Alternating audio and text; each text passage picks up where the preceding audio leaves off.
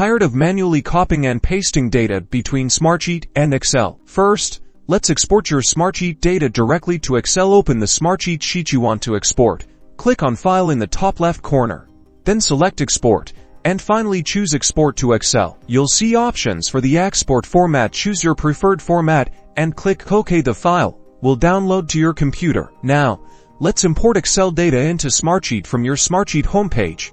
Click the plus icon to create a new sheet and select Import. Choose Import from Excel. Select the Excel file from your computer that you want to import.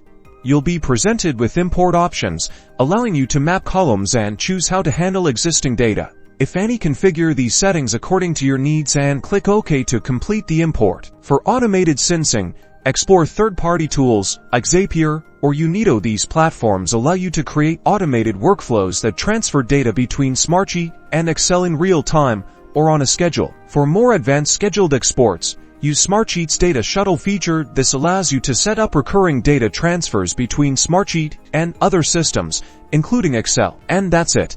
Now you can seamlessly integrate Smartsheet and Excel, boosting your productivity and making data management a breeze.